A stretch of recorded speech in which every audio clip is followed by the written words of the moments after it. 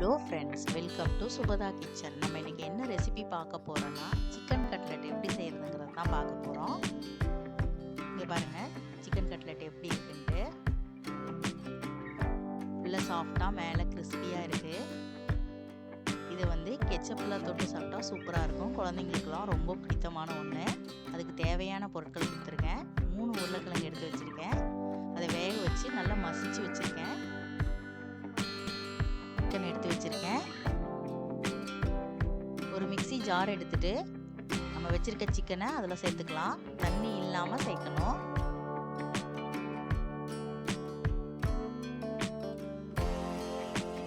இப்போ இதை அரைச்சிக்கலாம். நம்ம இந்த மாதிரி அரைச்சி எடுத்துக்கணும். பாருங்க, இந்த மாதிரி கன்சிஸ்டன்சி இருக்கணும்.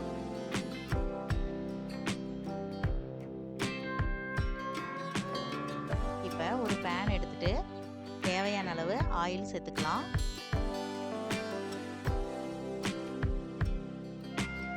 ஆயில் நல்லா சூடான பிறகு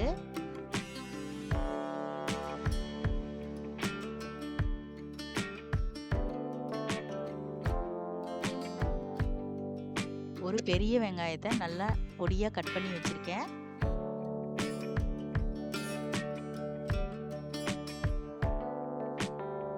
அதையும் சேர்த்துக்கலாம்.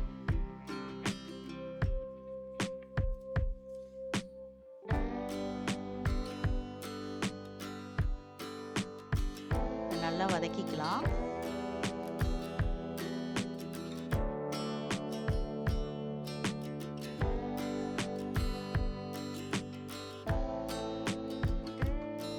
வெங்காயம் நல்லா வதக்கிடுச்சு. 1 டீஸ்பூன் இஞ்சி பூண்டு பேஸ்ட்டு சேர்த்துக்கிறேன். 1 டீஸ்பூன் மஞ்சத்தூள் சேர்த்துக்கிறேன். 1 டீஸ்பூன் கரம் மசாலா தூள் சேர்த்துக்கிறேன். 2 டீஸ்பூன் மிளகாய் தூள் சேர்த்துக்கிறேன்.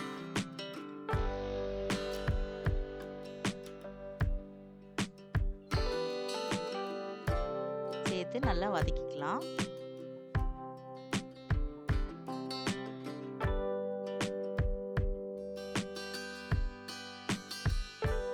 நல்லா வதங்கின பிறகு வச்சிருக்க சிக்கனை சேர்த்துக்கலாம். ஸ்டவ்வை ஸ்லோவாக வச்சுக்கோங்க, இல்லைன்னா கருகிரும்.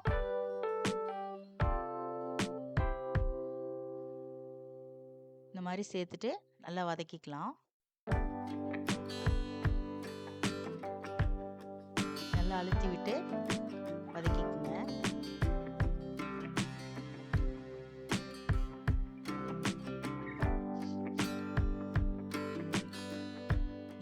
நல்லா தூளாக வரணும். இப்போ உப்பு சேர்த்துக்கலாம்.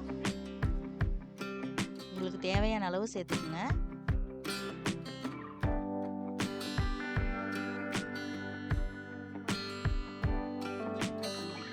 சிம்மில் வச்சு வதக்கிக்கலாம். எனக்கு உப்பு கொஞ்சம் கம்மியாக இருந்துச்சு, அதனால கொஞ்சம் சேர்த்துக்கிறேன்.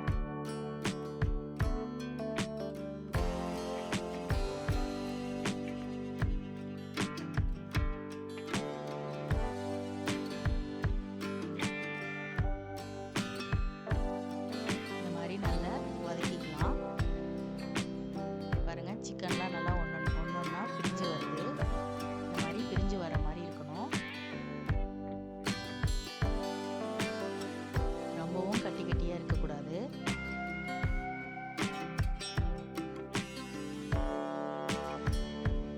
ஸ்டவ் ஆஃப் பண்ணிட்டு எடுத்து தனியாக வச்சதுக்கப்புறம் நான் 1 டீஸ்பூன் மிளகுத்தூள் சேர்த்துக்கிறேன். சேர்த்து நல்லா கலக்கிக்கலாம்.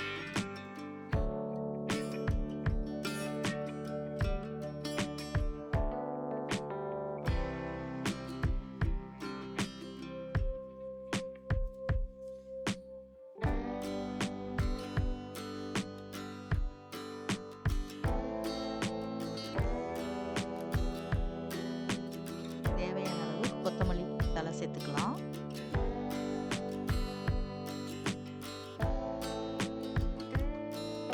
வேக வச்சிருக்க உருளைக்கிழங்கு சேர்த்துக்கலாம்.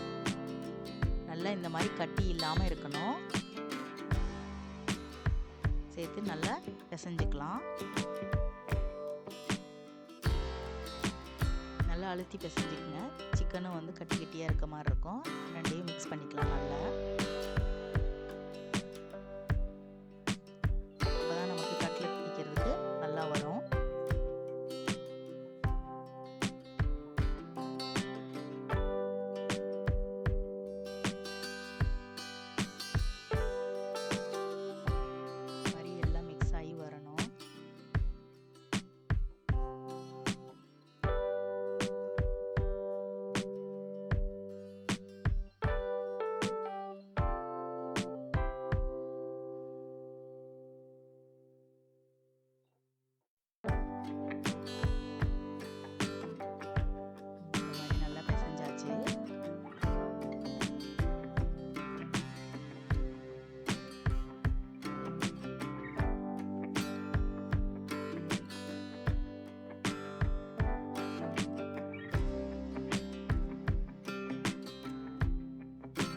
உப்பு கொஞ்சம் கம்மியாக இருக்குது, அதனால் வந்து நான் உப்பு சேர்த்துக்கிறேன்.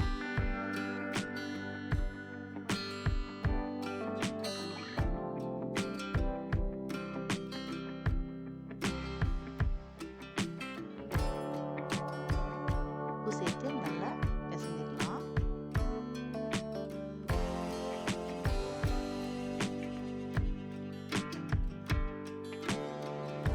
உப்பு கரெக்டாக சேருங்க, ரொம்ப சேர்த்துறாதுங்க.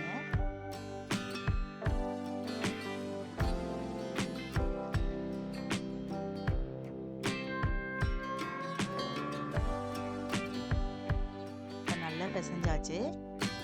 இதை எடுத்து ஒரு ஓரமாக வச்சுக்கலாம்.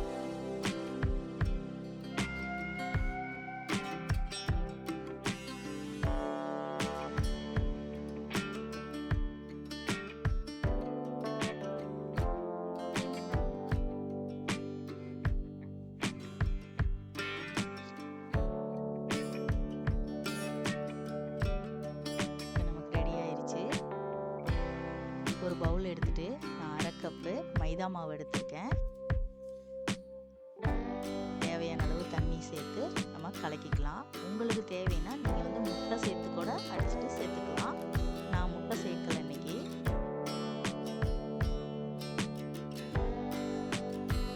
தண்ணி கொஞ்சம் கொஞ்சமாக மிக்ஸ் பண்ணி நம்ம தண்ணி பதத்துக்கு எடுத்துக்கணும். ரொம்பவும் தண்ணியாட இருக்கக்கூடாது, நார்மலாக இருக்கணும்.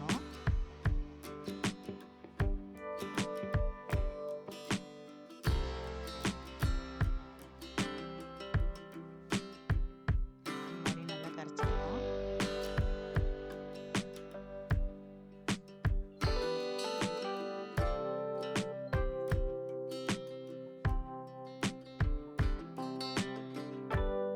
இந்த மாதிரி கரைச்சி எடுத்துக்கங்க.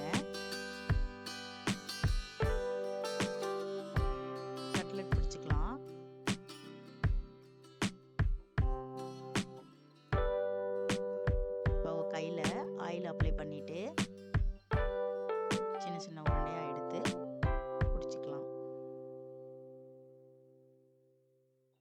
உங்களுக்கு எப்படி ஷேப் வேணுமோ அந்த மாதிரி வந்து இது பண்ணிக்கலாம். எனக்கு வந்து நான் தட்டின மாதிரி தான் போடுறேன். ஃப்ளாட்டாக இருக்க மாதிரி தான் நான் போட்டுக்கிறேன்.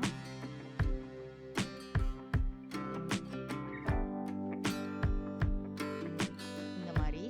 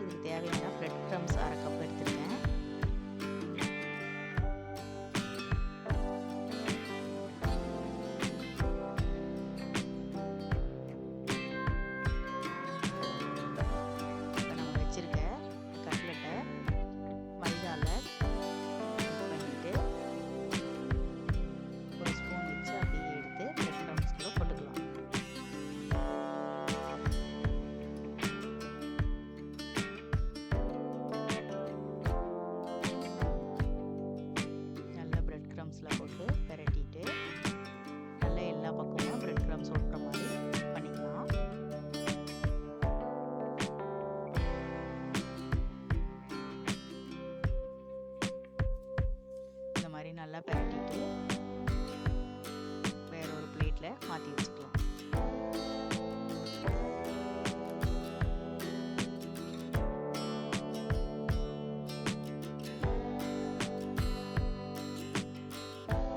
இந்த மாதிரி எல்லா கட்லெட்டையும் போட்டுட்டு நம்ம பார்க்கலாம்.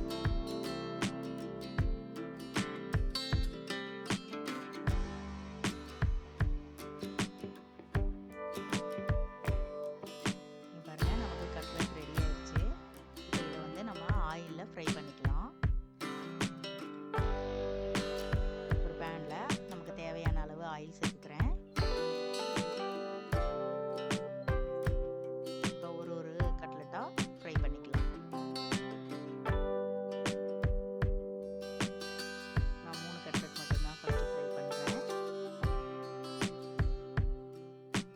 சிம்மில் வச்சு ஃப்ரை பண்ணுங்கள், இல்லைன்னா வந்து மேலே இருக்கிற பிரெட் க்ரம்ஸ் எல்லாம் கரிஞ்சிடும். இந்த மாதிரி திருப்பி விட்டுக்கலாம்.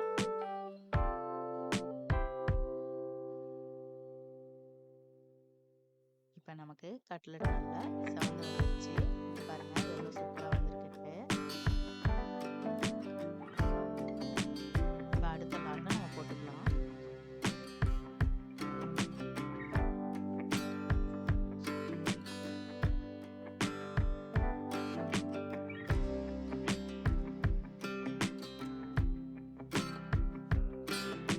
இங்கே பாருங்க, உடைச்சு பார்க்கலாம்.